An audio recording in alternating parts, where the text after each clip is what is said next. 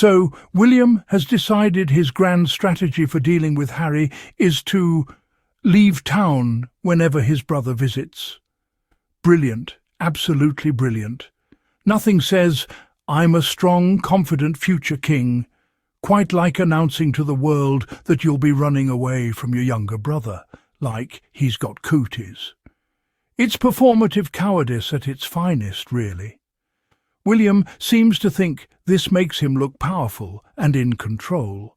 But let's be honest, it makes him look like a giant toddler who's taking his toys and going home because someone else got to play with the good ones.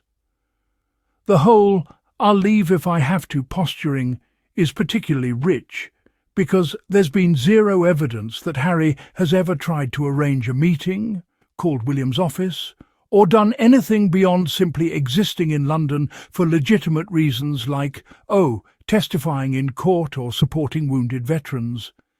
But sure, William, make it about you and your fragile ego. Run to Bristol, run to Scotland, run to Norfolk. Wherever you scuttle off to, everyone can see exactly what you're doing. And here's the thing that really gets me. William is essentially giving Harry complete control over his schedule and movements. Harry could theoretically show up in London whenever he wants, and William will go scampering off like a frightened rabbit, which is definitely the look you want for your future commander-in-chief of the armed forces. What's he going to do when he's king and Harry comes to town for Invictus? Abdicate for the weekend? The crisis manager they allegedly hired must be absolutely tearing her hair out, assuming she's actually started working, and this isn't just another one of William's "I hired someone, so it looks like I'm doing something" moves that goes nowhere. William's counter-programming strategy.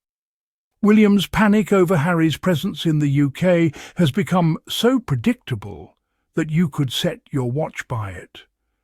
When Harry had court testimony scheduled, William frantically arranged events in Bristol, a whole 118 miles from London, because apparently that's the safe radius for avoiding your younger brother without looking like you've fled to Scotland.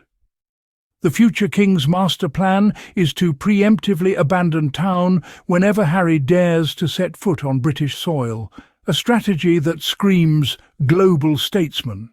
If global statesmen were actually toddlers playing an elaborate game of keep away.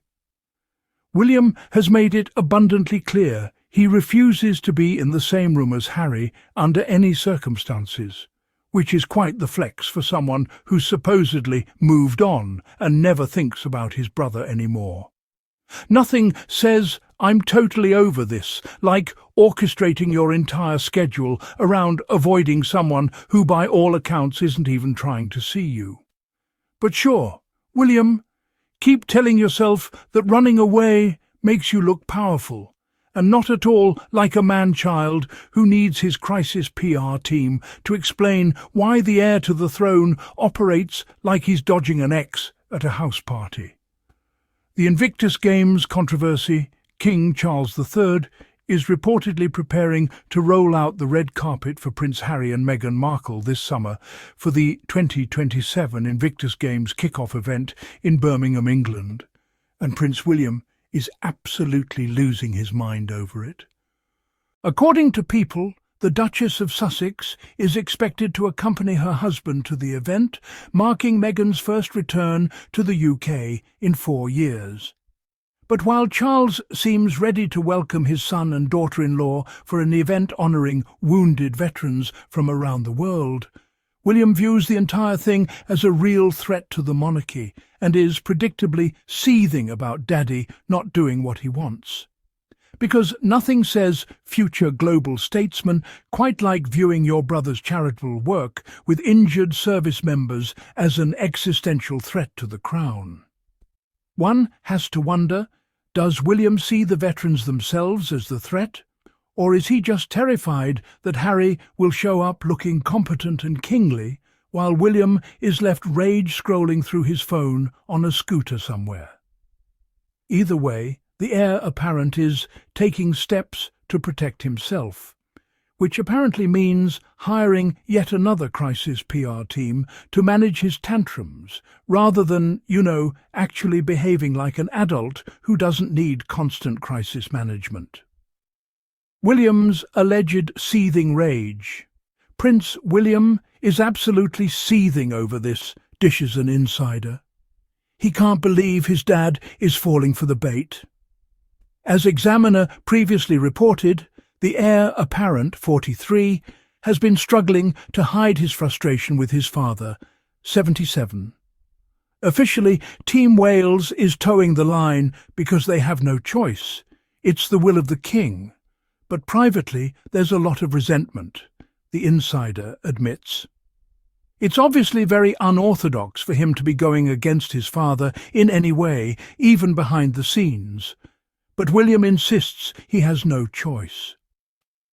The future king sees the Sussexes as a real threat to the monarchy, explains the insider, and is taking steps to protect himself as well as the future of the crown. What bait exactly? The wounded veterans, the international goodwill, the fact that Harry actually shows up and does the work. It's fascinating that William views his own brother's charitable endeavours as some sort of trap, rather than, exactly what members of the royal family are supposed to be doing. But sure, Peggy, keep seething about it. That's definitely the look of a confident future monarch who's totally not threatened by his younger brother's competence and popularity. The threat perception. The future king sees the Sussexes as a real threat to the monarchy, explains the insider, and is taking steps to protect himself as well as the future of the crown. William is very clear that things will be handled differently when he's in charge. Examiner's insider says. That's why he's gone and hired a new crisis PR team to help him get ahead of anything that happens with Harry and Meghan going forward. Because nothing says, I'm totally in control and not at all spiralling, like hiring crisis managers to handle your brother's every move, right? I have to wonder what this new PR team is supposed to do exactly. Issue statements every time Harry breathes? Create counter-programming events for when Meghan posts on Instagram? The whole thing reeks of paranoia and honestly makes William look even weaker than the constant rage briefings already do. If Harry and Meghan are such a massive threat to the institution, what does that say about the institution itself? Or more specifically, what does it say about William's ability to lead said institution? A strong, confident future king wouldn't need a crisis team to get ahead of his brother's charitable work and court appearances.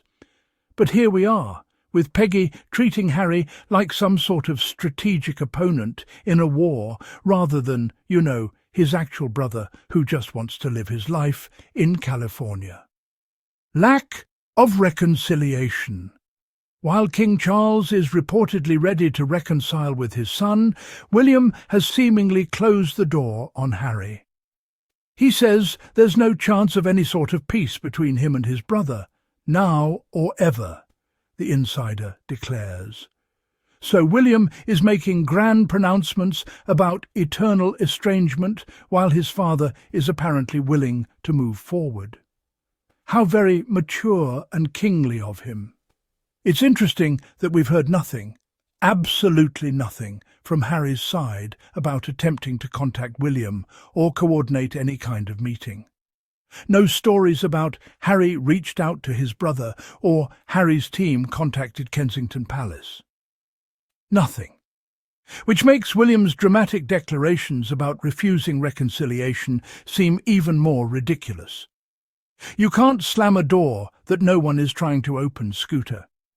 But I suppose it makes him feel powerful to publicly reject something that isn't being offered. This is some weird psychological cosplay where William gets to play the wounded party who's bravely standing firm, when in reality Harry has moved on with his life and isn't giving William a second thought. The crisis manager really needs to explain to William that constantly bringing up Harry makes it crystal clear who is actually obsessed with whom. The illogical nature of avoidance. What really gets me about all of this is the sheer illogic of William's position. Has anyone, literally anyone, heard a single story about Harry actually trying to arrange a meet-up with William? Because I haven't. There's been nothing. No, Harry reached out to William's office. No, Harry asked for a sit-down. No, Harry sent a message through intermediaries. Absolutely crickets. And yet here's William, performatively fleeing London like he's being chased by paparazzi, when there's zero evidence Harry even wants to be in the same room with him. The whole thing makes William look terrified and, frankly, deeply immature. Running away from your brother, your younger brother at that, doesn't exactly scream confident future monarch.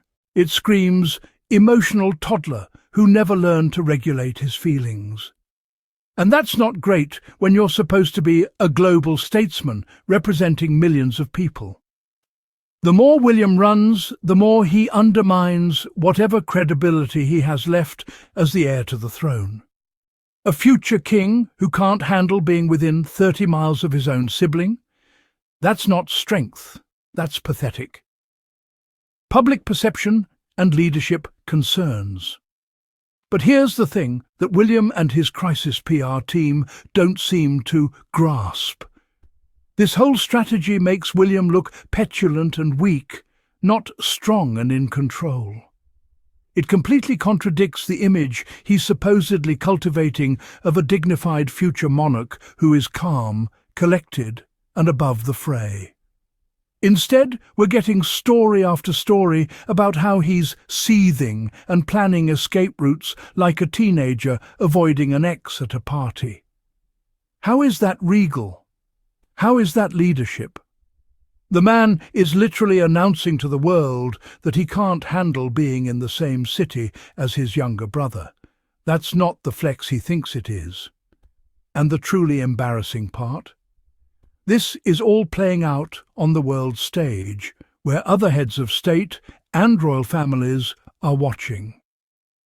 While Harry is testifying in court, supporting wounded veterans, and generally conducting himself with grace and maturity, William is over here having a public meltdown about possibly being within a 30-mile radius of him. Which brother looks more like king material? Spoiler alert, it's not the one riding a scooter away from his problems. The broader monarchy impact. But here's the thing that William and his crisis PR team can't seem to grasp. The Sussexes are demonstrating every single day that you can lead a life of service without taxpayer funding, without the palaces, without the titles being dangled over your head like a carrot. Harry and Meghan are out there doing actual work, supporting veterans, championing mental health initiatives, and using their platform for genuine change. And they're doing it all without draining the public purse. That's the real threat to the monarchy, not some imagined slight or perceived competition. Harry's post-firm life actively weakens the argument for why Britain needs a monarchy at all, because he's living proof that you don't need to be part of the institution to make a meaningful impact. And while Harry is showing us what real leadership and service looks like, William is over here stamping his feet, fleeing town like a coward, and briefing the press about how much he hates his brother. William's behaviour, the rage, the pettiness, the absolute inability to be in the same general vicinity as Harry without having a meltdown, highlights the dysfunction at the very heart of the institution he's supposed to one day lead. How is this man going to be king when he can't even handle his brother being in the country? It's pathetic, and it's exactly why the monarchy is becoming increasingly indefensible.